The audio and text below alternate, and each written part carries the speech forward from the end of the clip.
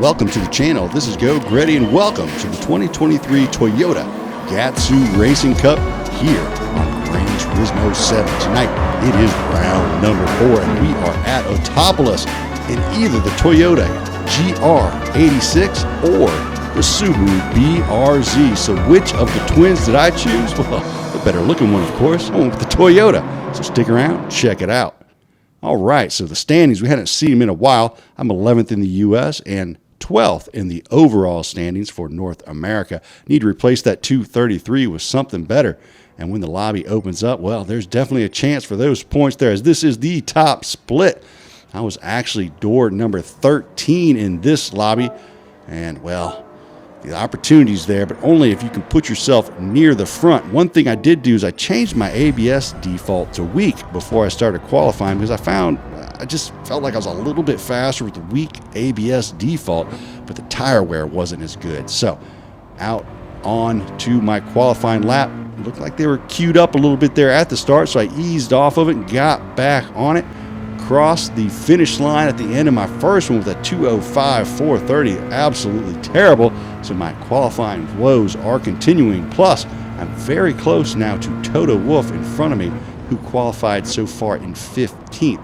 But I've got to have a heater of a lap here. So I'm hoping that Toto Wolff picks up his pace, and hoping that I also pick up my pace to start somewhere a little closer towards the pointy end of the stick in this race. So as we come around this right-hander, cut off a nice chunk of grass right there. A little bit slow coming out of the exit. Got to keep it tight to the inside here. Need to get on the throttle. Need to plan. I should have planted that a little bit earlier. Get into the hairpin. Keep it tight and tidy. Get on the throttle as early as you dare without spinning out the rear of the car. Into this left-hander, which absolutely punishes your right front tire. Again, keeping it tight and tidy. Trying to just figure out where you want to lay the throttle down so you don't go off the curbing on the right-hand side on the exit there. So here we're coming towards the hairpin. Going to brake right there about the 50-meter board. Slam it down a second, get it to rotate. Now I'm really close to Toto Wolff, and he has a little struggle there on the exit. This is qualifying. This is not the race. We have a pass up there in front as Zwart gets past as we head out of that hairpin. Then Toto gets loose again, coming into the sweeping double apexer here, this double right-hander, and then I go out and cut back in. They both go wide. I'm like, oh no, I'm on a really good lap here. I'm not really sure what to do. So I'm just going to send it down the inside of Toto there as he goes wide. Little bit of touch on his door there as I go underneath him. Oh, I didn't like that. Didn't want to have to send it right there, but I really needed to, because I really need to put in that good qualifying time. Now I was catching up to Zwart here towards the end of this qualifying lap. And I had left late. Now Zwart, he stays off the left. He realized his lap was ruined, so he just got him away. I do appreciate that, Zwart. Very kind of you, sir. And I've got to get better qualifying laps, and I just can't seem to do it. I put in a 2:04.5, which is a very solid lap for me. I was really happy with that, but still only good enough for P11 in this lobby with a 2:04.5. I'm like, finally put down a good time, and I'm in a lobby with so many fast people. Now I start at P11 anyway. I don't know. Why do I bother? Let's get on to the race.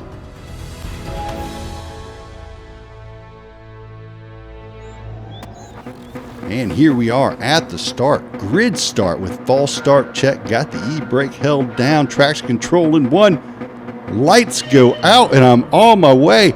Drop traction control down to 0. Grab second gear. Good solid start there by yours truly. Right on the back bumper of Greasy. Apple Pop is behind me. SV Cantilever to the left of Greasy. We're going to go into turn 1. Just kind of feel it out there. And Cantilever squeezing in there. Right in there behind Greasy, and I slot in right behind Cantilever. Very clean corner 1 here in the top split.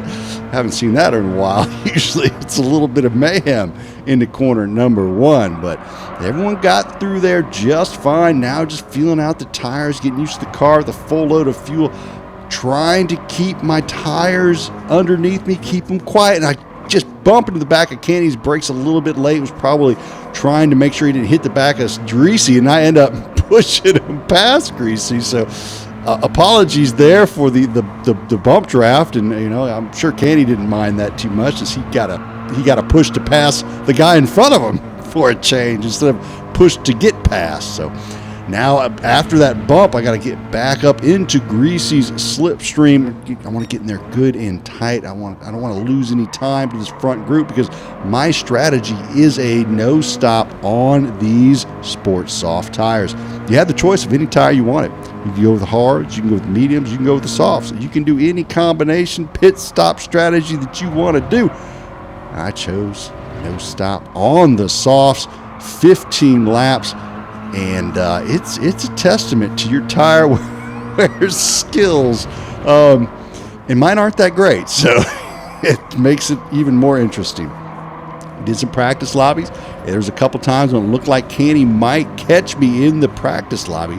And then there were other times when it looked like maybe those guys weren't going to catch me. So I decided to go with the no stop, hoping traffic and maybe a little battling back there in the back will hold them up. They won't be able to catch me out front as I scamper off towards victory. That's the dream anyway. So on to lap number 3. I am still holding firm in the slipstream of Greasy Sam Squanch here.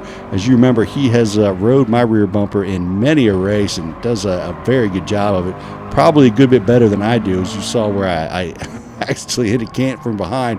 I hit Greasy from behind there as Cantilever and Windfire go wide through the hairpin. Canny was trying to make that pass on Windfire.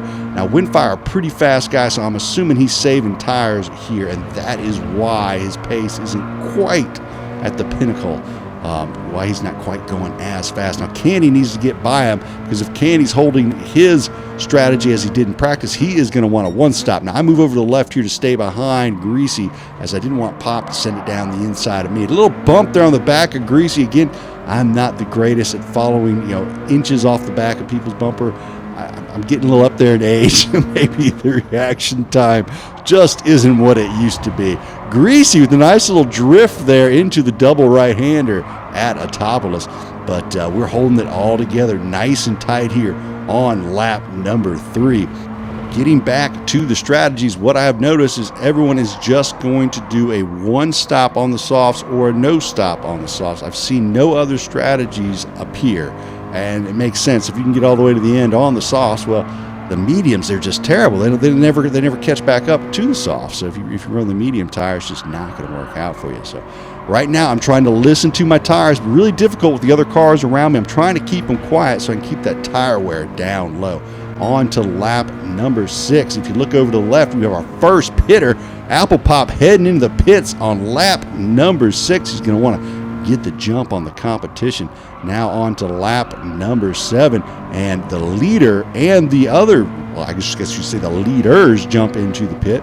There's 3 of them hop in the pit, and then Greasy Sam Squatch hops off into the pit. He decides to follow the leaders into the pit. Now, if you look at my tires there, I've got about halfway tire wear. I'm on lap number 8, so I'm looking good on the tire wear. I've got 8.6 seconds back to Roach, who is right there on the mini map, and he is going to be tracking me down. Now, Roach, very fast driver, so I have no doubt that he is going to catch up to me. The question is, how many of those that pitted are going to catch me? Well, on lap number 12, we find the first one as Kalen Roach gets right up here on my back bumper, gives me a little bit of bump. I was kind of hoping he wouldn't do that to make this pass coming up here a little bit easier, but I get on the brakes just a hair earlier, leave him lots of room on the inside so he can slide in. Then I just want to slide in behind him as I did it right here, get into his slipstream, use it for as long as I can. And now I've got 2.7 seconds back to Sosa, who's the next one to come. On lap number 13, Sosa catches me, also gives me a little bump there as he's coming in hot on those fresh tires. Now I go out wide here to let him again slide right underneath me. I'm trying not to hold these guys up. They're on a different strategy than me, and to be quite honest, there's no way I could battle them anyway. As you can see, my left front tire is just completely toast, completely red. Now on to lap number 13, again, same lap. And now I have got Cyrus coming in hot. So I slide off to the left, letting Cyrus know he's got the inside. It's his. I'm telling him, go ahead and take it, big guy. So Cyrus slots it right down the inside. We both drift through the corner very nicely, if I do say so myself.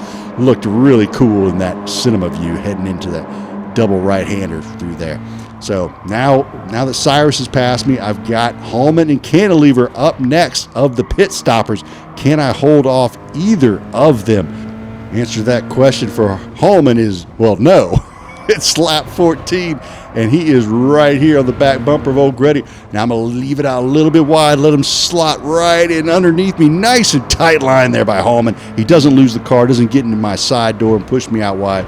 Excellent driving there by all of the front runners to get on by. Now I've got 7 seconds to cantilever. Question is, can I hold off cantilever with these tires? Because these tires are absolutely roasted on my GR86. It's going to be close as we start lap number 15. He's only 5.8 seconds back. I'm running about a 2:09. He needs to be running about a 2:04 to run me down. I think I've got it. So as we go through the final set of corners, as long as I don't lose the car completely, should be able to wrap up this P9. Both my front tires are absolutely roasted. The car is just pushing everywhere. I'm turning the wheel, but it's just not wanting to turn. So it's not easy getting around the track like this, but all I have to do is just make these last few corners, and Cantilever and Greasy will not be able to catch me. So head down through that last left-hander, down the straight, cross the line, the P9. Absolutely outstanding job there. Enjoyed that race.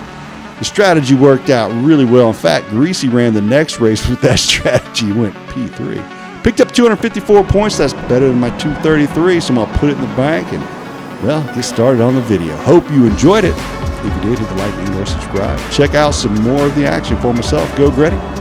Y'all have a great evening.